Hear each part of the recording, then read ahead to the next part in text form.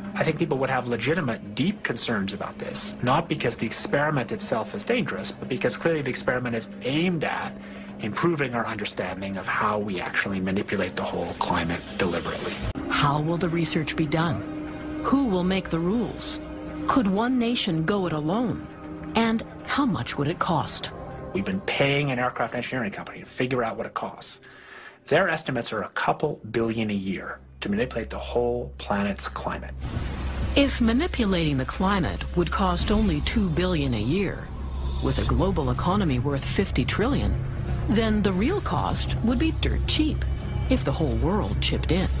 These are technologies that give us enormous leverage over the planet, where once you know how to put a kind of aerosol in the stratosphere, then an incredibly small amount of money allows you to manipulate the whole planet's climate. It gives humans enormous godlike power. Enormous godlike power. The concept of a sulfuric sunscreen is so controversial, so fraught with implications, that scientists are concerned about public perceptions and acceptance. David Keith thinks it should be possible to reproduce the sunscreen effect of a volcano, using high-altitude airplanes to spray sulfuric acid into the sky. Several colleagues and I are in the middle of thinking about how we'd actually put sulfur in the stratosphere. If you put the H2SO4 in directly from an aircraft, you can make the right size of particles, which you really need to have geoengineering with the smallest side effects. We might be right, we might be wrong. We might be right, we might be wrong. But at some level, the only way to really find out is to actually run a small experiment. Is injecting reflecting particles into Earth orbit. Nevertheless, there might be some good reasons to think about alumina. It turns out, first of all, there's been a lot of work on the environmental consequences of alumina in the stratosphere. The big deal really is that alumina has 4 times the volumetric rate of forcing for small particles as does sulfur. And that means you have 4 times less surface area for the same rate of forcing. About a dozen retired 3- and 4-star admirals and generals came out with a report in 2007 that was titled Climate Change and the Threat to National Security. Pretty strong implication that it wasn't just a debate among environmentalists and big business or climate scientists. It was rather truly a national security issue that we need. Dennis McGinn, a retired U.S. Navy admiral, confirms that climate change scenarios have become an important aspect of military strategic planning. We, from a national security military perspective, viewed the effects of climate change as acting as a threat multiplier for instability in key regions of the world. Now suppose that space aliens arrived on, maybe they're going to land at the UN headquarters down the road here, or maybe they'll pick a smarter spot. But suppose they arrive and they give you a box. Suppose they arrive and they give you a box, and the box has 2 knobs. One knob is the knob for controlling global temperature, maybe another knob is a knob for controlling CO2 concentrations. You might imagine that we would fight wars over that box, because we have no way to agree about where to set the knobs. We have no global governance, and different people will have different places they want it set. Solar engineering is like chemotherapy. No one wants it. But we all want the ability to do chemo and to understand its risks, should we find ourselves with dangerous cancer. How long does it last up there? The lifetimes are years. What, years? A couple years. And then it what, precipitates out, or Yeah, that's correct. no toxic side effects? We know of? The thing we always wonder about is the unknown unknown. Yeah. So if you're thinking about, say, the acidification, it's clear that's not a problem. There's several studies that showed that. Right. But of course the concern here is with so little research, there may be some unknown that comes out of left field that bites us. The little picture is from a nanofabrication study, which shows you can make very high quality, and do this in just a jet in a very simple way, make high quality alumina particles just by spraying aluminum vapor out, which oxidizes. So it's certainly in principle possible to do that. There's a big literature that's already looked at that. And you could do that by either building new versions of these aircraft or even re-engineering existing aircraft. So there's some ideas of that. So you go to an engineering firm and you want this done. They don't say this is hard or unusual. They say, okay, yes, we could do it. Aerosol geoengineering looks like it is so cheap that the cost is basically not going to be an issue. That means that implementation decisions will be risk-to-risk decisions. The risk of doing it against the risk of not doing it. And it makes the problem of how we govern it fundamentally harder and different and novel. So I've told you that it's cheap to deliver materials to the stratosphere, and I'm convinced that's true. I don't think that will change. But I think the more we do research, the less easy this will look, the more complicated the environmental effects will look. And that's a good thing because right now it looks too easy. And by the way, it's not really a moral hazard. It's more like free riding on our grandkids. And by the way, it's not really a moral hazard. It's more like free riding on our grandkids. A lot of Congress was running down the hallways to avoid answering any questions, looking for doors in the hallways. So apparently the war is against all of us, and we're all in a hostage crisis. People who took an oath to uphold and defend the Constitution are not only know this is happening, are participating in this. And all of us have a duty to stand up and speak out about it.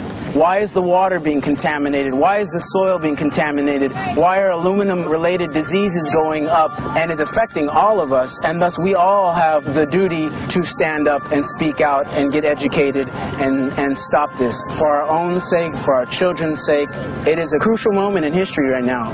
As human beings, we need to decide whether to live on our knees while being sprayed and poisoned every day, while being under a continual threat, or whether we are going to stand up and live as free human beings and seek truth, justice, peace, and freedom for all of God's children.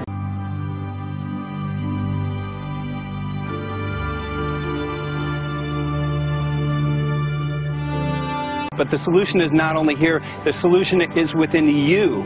This issue affects all of us so deeply. So you need to look inside. Please get active, get involved, start spreading the word with growing awareness. About 90% of the population, we believe, is unaware of this issue, which means 90% of the people who normally might do something if they knew are not doing anything because they are unaware. So please look into your heart, use whatever skill you have to get the word out. The future of humanity is dependent upon it. One of the issues with geoengineering is, as David Key says, it's easy and cheap. I'm not sure I agree with that, but if it's true, that means anybody could do it. And how would we tell if anybody was doing it? You guys, it's right there, right there. Stop, we're good. Oh my gosh, oh my god, oh my god. It hit cars, it hit cars. Look at, there goes cars. What? Oh I saw headlights go flying. Oh my gosh. Oh shit! Oh. He's over! Oh shit. Call 911, go, 911, go! Gordon, supercell thunderstorms produced a huge tornado in Illinois, striking different parts of the state. The tornado also touched down in Rochelle, a small town about an hour-and-a-half southwest of Chicago. One woman said she'd lived there 18 years, but had never seen a tornado that big or stay on the ground that long. That severe weather in the Midwest, millions affected by tornadoes, hail, flash floods. But take a look behind me. 70-mile-per-hour winds, perhaps even stronger, ripped part of this roof off. We're seeing damage like this all across this country. Tornado on the ground. Overnight wild weather across much of the country. Look at that. Funnel clouds forming across the heartland. Another one coming down there. A rainbow appearing in the midst of this tornado. In Kansas, hail hammering drivers so hard, this storm chaser windshield shatters as they battle the elements. This morning in North Carolina, they're cleaning up after hail cracked windows and damaged cars. In Potosi, Missouri, it hit the transformer. 75-mile-per-hour winds ripping trees from the ground in Ohio. As you can tell, they're not small trees. In Idaho, roads in need of a good plow. After nearly 6 inches of hail hit the ground, drivers of cars and buses caught off guard. The St. Louis skyline lit up with lightning, this bolt getting dangerously close to planes. Friday's downpour caused secondary disasters everywhere, with water levels reaching hazardous levels.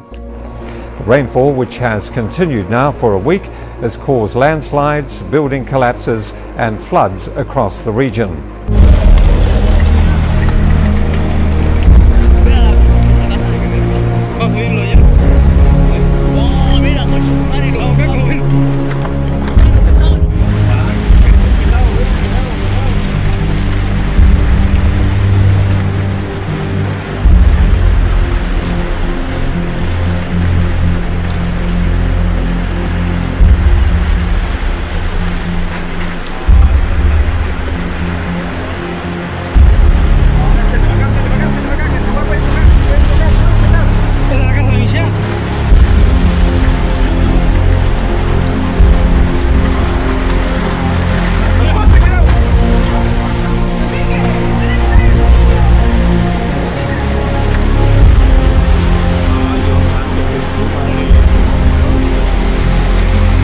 drought in the U.S. state of California is now the worst in over 1,000 years. The region is fast running out of water.